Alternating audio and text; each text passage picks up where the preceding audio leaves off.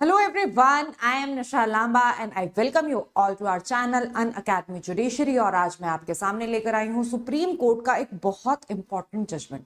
तो आज की वीडियो में हम बात करने वाले हैं कि अगर जमानत के लिए केस फाइल किया जाता है कोर्ट के अंदर, मतलब जमानत की एप्लीकेशन यानी बेल एप्लीकेशन अगर आप फाइल करते हैं और कोर्ट को लगता है कि आपकी जो गिरफ्तारी की गई थी वो गिरफ्तारी गलत थी, मतलब इलीगल अरेस्ट थी, आपको अरेस्ट नहीं करना चाहिए था। जो इन्वेस्टिगेटिंग एजेंसी है, इन्वेस्टिगेटिंग एजेंसी ने अपनी पावर का गलत इस्तेमाल किया है और आपको गलत गिरफ्तार किया है। तो क्या यहाँ पर आपको जमानत के साथ साथ कंपनसेशन भी दी जा सकती है, यानी मुआवजा भी दिया जा सकता है। देखिए आपके पास एक आर्टिकल है, आर्टिकल 21, राइट। आपके पास प्रोटेक्शन होती है अपने आप को प्रोटेक्ट करने की, मतलब लाइफ एंड लिबर्टी का आर्टिकल सबके पास है, राइट है आपके पास, राइट। तो हमारा जो ये राइट है इसको unnecessarily without due procedure of law इसको वायलेट नहीं किया जा सकता है। बट हाँ, ये जो आपका फंडामेंटल राइट है, आपका जो मौलिक अधिकार है, ये एब्सोल्यूट नहीं होता है।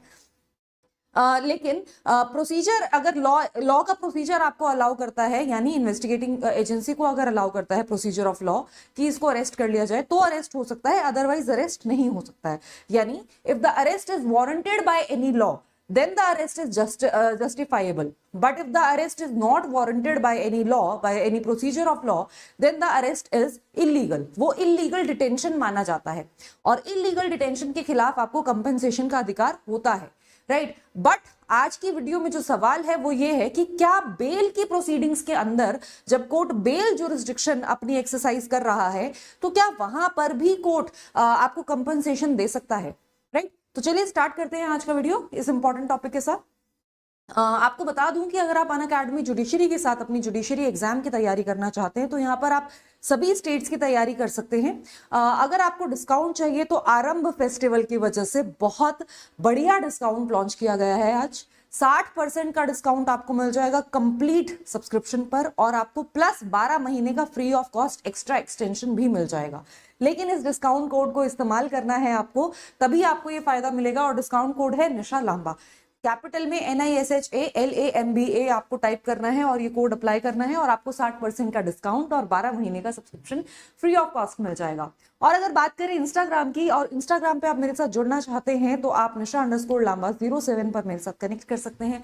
टेलीग्राम पर मेरा चैनल है निशा_लांबा 1511 के नाम से, यहाँ पर भी आप मेरे चैनल में जुड़ सकते हैं। चलिए जजमेंट का नाम देखते हैं। जजमेंट का नाम है union of India through investigating officer narcotics control bureau versus मान सिंह वर्मा 2025। सुप्रीम कोर्ट का लेटेस्ट जजमेंट है ये, ठीक है। तो इस जजमेंट में बेसिकली क्या हुआ था, मतलब मैं आपको पहले केस के फैक्ट्स बता देती हूँ, राइट। जनवरी 2023 की बात है। जनवरी 2023 में एक यंग लड़के को या आदमी कह लो, उसको अरेस्ट किया गया, ठीक है, जिसका नाम है मान सिंह वर्मा और एक अमन सिंह, इन दोनों को अरेस्ट किया गया था। और क्यों अरेस्ट किया गया था, क्योंकि इनके पास 1280 ग्राम का ब्राउन कलर का पाउडर पाया गया, ठीक है। तो जो ये पाउडर उनके पास पाया गया, जो नारकोटिक्स डिपार्टमेंट था उनको ये लगा, एनसीबी वालों को लगा कि ये हेरोइन है और इस शक में उनको अरेस्ट किया गया, ठीक है। उसके बाद ये और सेक्शन कौन कौन से लगाए गए, सेक्शंस भी आप देख सकते हैं। सेक्शन 8 क्लॉज C, सेक्शन 21 और सेक्शन 29 NDPS एक्ट के तहत इनके खिलाफ मामला दर्ज कर लिया गया, इनको जेल में डाल दिया गया। और फिर जो ये पाउडर इनसे रिट्रीव किया गया था ना, जो इनसे पाउडर लिया गया था, वो पाउडर लैब में भेज दिया। लैब में जब टेस्ट किया गया तो वो पाउडर हेरोइन नहीं निकला, मतलब वो नारकोटिक्स सब्सटेंस था ही नहीं, मतलब NDPS एक्ट के अंडर वो पनिशेबल था ही नहीं, ठीक है। उसके बाद भी इनको रिलीज नहीं किया गया। उसके बाद क्या किया अथॉरिटीज ने, वो जो सैंपल था उसका एक और पार्ट भेजा CFSL में, मतलब जो सेंट्रल फॉरेंसिक लेबोरेटरी है वहां पर भेजा, कि उनको लगा कि शायद लैब के रिजल्ट्स ठीक नहीं है तो हम एक बार दूसरी जांच करवाना चाहते हैं, तो आगे भेज दिया सैंपल और इनको जेल में रखा पूरे 4 महीने के लिए, ठीक है। अब जब ये जेल में थे तो उस टाइम पे इन्होंने डिस्ट्रिक्ट कोर्ट के आगे बेल की एप्लीकेशन लगाई थी।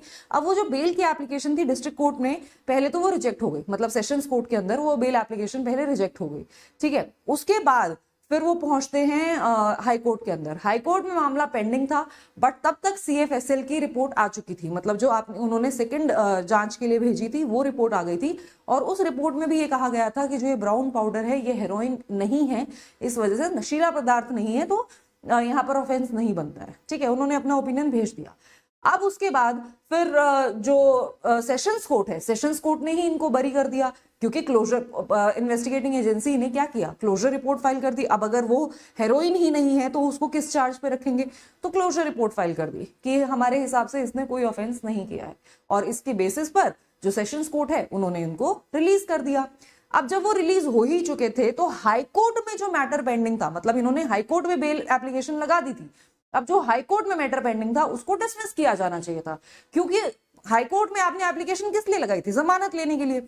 अब कोर्ट ने ऑलरेडी आपको बरी कर दिया है, आपका केस ही खत्म हो गया है, तो जमानत का तो काम ही खत्म हो गया ना, अब जमानत की जरूरत ही नहीं है जब केस ही खत्म हो चुका है। तो मतलब जो केस है वो खत्म होने की वजह से जो जमानत की एप्लीकेशन फाइल की है वो वेस्ट हो गई, मतलब वो इनफ्रक्चुअस हो गई, उसका अब कोई काम नहीं है, राइट।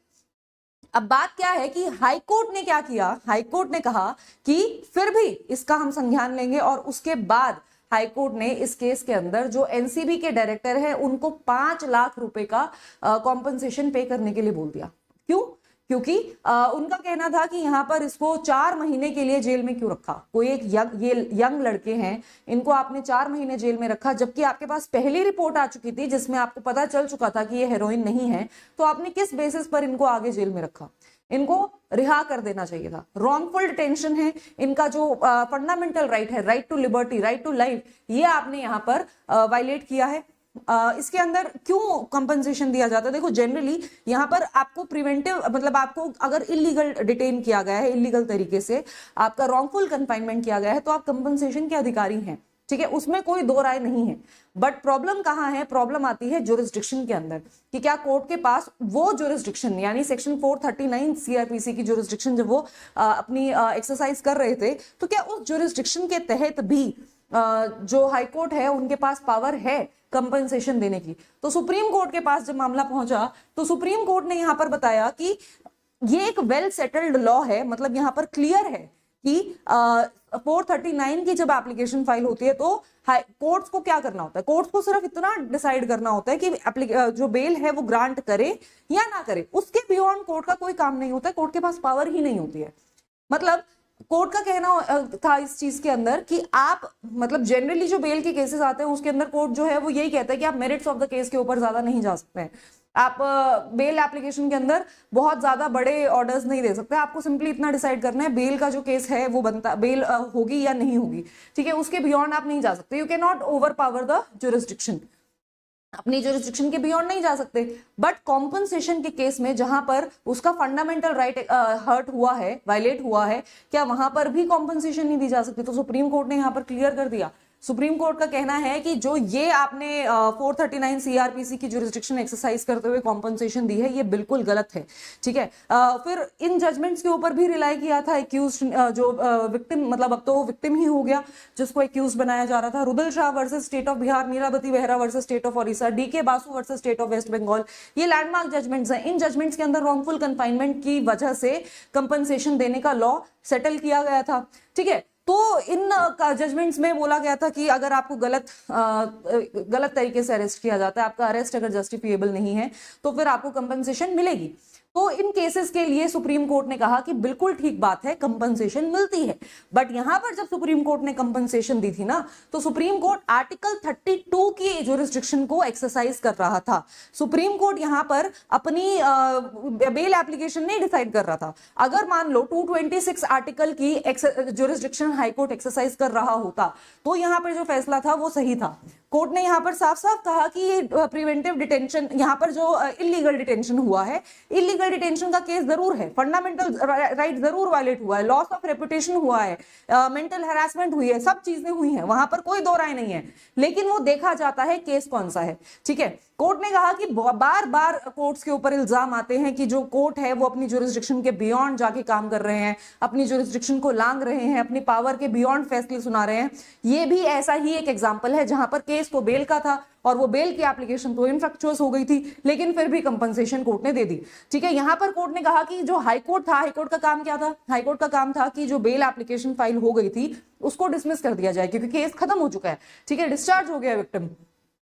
तो इस वजह से यहाँ पर रॉन्गफुल कन्फाइनमेंट के अंदर जो सवाल था यहाँ पे कि रॉन्गफुल कन्फाइनमेंट है, कंपनसेशन दी जानी चाहिए या नहीं दी जानी चाहिए, इस सवाल के अंदर हाईकोर्ट को घुसना ही नहीं चाहिए था, हाईकोर्ट को यहाँ पर इन्वॉल्व ही नहीं होना चाहिए था। हाँ, रॉन्गफुल डिटेंशन है, और अगर रॉन्गफुल डिटेंशन था तो जो विक्टिम है वो कॉन्स्टिट्यूशनल रेमेडी अपनी ले सकता है या सिविल सूट फाइल कर सकता है कंपनसेशन के लिए, लेकिन बेल की एप्लीकेशन के अंदर आपको कंपनसेशन का रिलीफ नहीं मिल सकता। अगर कोर्ट ऐसा रिलीफ देता है तो कोर्ट गलत तरह से लॉ को अप्लाई कर रहा है और कोर्ट के पास पावर नहीं है, वो बियॉन्ड जुरिस्डिक्शन हो जाता है, तो उस ऑर्डर को सेट असाइड करवाया जा सकता है। कैसा लगा आपको ये जजमेंट, मुझे कॉमेंट सेक्शन में जरूर बताइएगा। Very good afternoon to you Achal Kumar Sharma, Anshu Singh, हाय यादव, हाय साईनाथ विश्वकर्मा, हाय सीखो विद रोहित। हाँ अंशु, ये क्लास डेली होती है, इस टाइम पर नहीं होती है, टाइम है जनरली 7:30 का, बट मैं पहले ही आप अनअकैडमी जुडिशरी के चैनल पर जाएंगे तो वहां पर आपको दिख जाएगा, अगर टाइम ऊपर नीचे होता भी है तो, ठीक है, कि बाय चांस कई बार होता है कि 7:30 में अवेलेबल नहीं हो शाम को, तो फिर मैं पहले आगे पीछे ले लेती हूँ, ठीक है, तो वो मैं पहले से ही आपके लिए इन्फॉर्मेशन के लिए वहां पर इवेंट क्रिएट कर देती हूँ, so that you can know कि हम लाइव कब जा रहे हैं। और अगर आप और भी ज्यादा अपडेट्स लेना चाहते हैं तो आप मेरे टेलीग्राम चैनल पर जुड़ सकते हैं, वहां पर भी मैं लिंक शेयर कर देती हूँ जब भी मैं लाइव आती हूँ, ठीक है, तो आप वहां से भी कनेक्ट कर सकते हैं, राइट। चलिए अब बात कर लेते हैं अनअकैडमी जुडिशरी के सब्सक्रिप्शन के बारे में, राइट। अनअकैडमी जुडिशरी के साथ अगर आप जुडिशरी एग्जाम की तैयारी करना चाहते हैं तो आपको बता दूं कि यहाँ सभी स्टेट्स की तैयारी आप कर सकते हैं। आपके सभी major laws, minor laws, in fact जो लोकल लॉज आपके अलग अलग स्टेट्स में आते हैं, स्पेशल लॉज आते हैं, वो भी यहाँ पर आपको कॉम्प्रिहेंसिवली कवर कराए जाते हैं। तो आपका जुडिशरी एग्जाम का जो कंप्लीट सिलेबस है वो यहाँ पर आपको कॉम्प्रिहेंसिवली इन डेप्थ कराया जाता है। ये जो क्लासेस हैं आप अपने घर बैठे अपने फोन या लैपटॉप की स्क्रीन पर लाइव अटेंड कर सकते हैं, जैसे आप अभी मेरे साथ लाइव कनेक्ट कर पा रहे हैं, इसी तरह से आप जब ये क्लासेस लेंगे वहां पर भी आप लाइव कनेक्ट कर पाएंगे और अपने डाउट्स साथ के साथ रिजॉल्व कर पाएंगे। अब जो क्लासेस होती हैं वो रिकॉर्ड भी हो जाती है, रिकॉर्ड होके आपके ऐप में तब तक अवेलेबल रहती हैं जब तक आपका जो सब्सक्रिप्शन है वो तब तक, जब तक वैलिड है तब तक आप उन क्लासेस को, आपके पास अनलिमिटेड एक्सेस रहता है, आप कितनी भी बार उनको देख सकते हैं। और भी अच्छी बात यह है कि आप जब एडमिशन लेते हैं उसके बाद जितने भी बैचेस लॉन्च होते हैं उन सभी बैचेस का एक्सेस आपको मिलता है। मान लो यूपी बिहार के लिए स्पेशल बैच लॉन्च हो गया तो उनका एक्सेस आपको मिलेगा, सभी स्टेट्स का बैच है वो भी एक्सेस आपको मिलेगा, कोई पर्टिकुलर स्टेट के लिए क्लास आ रही है वो भी आपको मिलेगी, आपको सारे एक्सेस मिलेंगे, ठीक है। आपके आने से पहले जो बैचेस लॉन्च हो चुके हैं, जो पहले क्लासेस हो चुकी हैं, उनका एक्सेस भी आपको मिलेगा, उनके रिकॉर्डेड लेक्चर्स भी आप देख सकते हो। तो मतलब आपके पास कोई ऐसा रिस्ट्रिक्शन नहीं है कि एक ही बैच की क्लास लगाओगे, वो मिस हो गई तो खत्म, उसके बाद आपका जो सिलेबस है वो गया, नहीं, ऐसा नहीं होगा, ठीक है। और आप टीचर्स के लिए भी आपके ऊपर कोई कन्फाइनमेंट नहीं है, मतलब अगर आपको कोई एजुकेटर अच्छा लग रहा है, उनका पढ़ाने का तरीका आपके लिए ज्यादा सूटेबल है, राइट, तो आप उनकी क्लास लगा सकते हैं, दूसरे बैच में किसी और एजुकेटर की क्लास लगा सकते हैं। तो ये फ्लेक्सिबिलिटी आपको यहाँ पर मिलती है। और अभी जो इतना अच्छा मौका आया है आपके पास आरंभ 2025 की वजह से, जो ये आपको सब्सक्रिप्शन मिल रही है पूरे 60% ऑफ पर मिल रही है, साथ में आपको पूरे 12 महीने का एक्सटेंशन भी फ्री ऑफ कॉस्ट मिल रहा है, राइट। तो आपके पास यहाँ पर दो तरह की सब्सक्रिप्शन होती है, एक प्लस होती है, एक आइकॉनिक होती है, ठीक है। ये ड्यूरेशन के बेसिस पर इनके प्राइसेस डिफरेंट हैं, यानी कि जो प्लस की आप अगर 24 मतलब 12 महीने की सब्सक्रिप्शन होती है जो कि आपको 81,248 की मिलती है, बट क्योंकि अभी डिस्काउंट है तो डिस्काउंटेड प्राइसेस मैं आपको बता रही हूँ।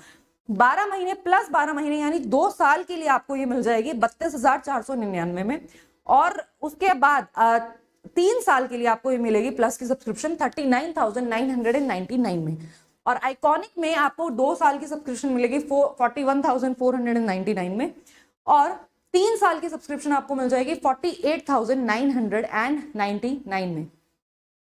60% लोएस्ट डिस्काउंट है, इसके बियॉन्ड डिस्काउंट कभी आता नहीं है, कभी आएगा नहीं, राइट। तो और ये रेयरली आने वाला डिस्काउंट है, तो इसको आप जल्दी अवेल कीजिएगा।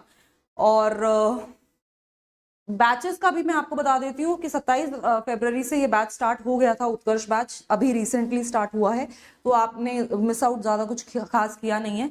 तो आप इस बैच का हिस्सा बन सकते हैं। अनिल खन्ना सर के बैचेस दोनों ही प्लस और आइकॉनिक सब्सक्रिप्शंस में आपको मिल जाते हैं। अब आपको ये दोबारा से याद दिला दूं कि स्पेशल डिस्काउंट कोड है निशा लांबा, इससे आपको जो भी बेस्ट पॉसिबल डिस्काउंट है वो मिल जाएगा। मिलते हैं आपसे अगले वीडियो में, तब तक के लिए गुड बाय।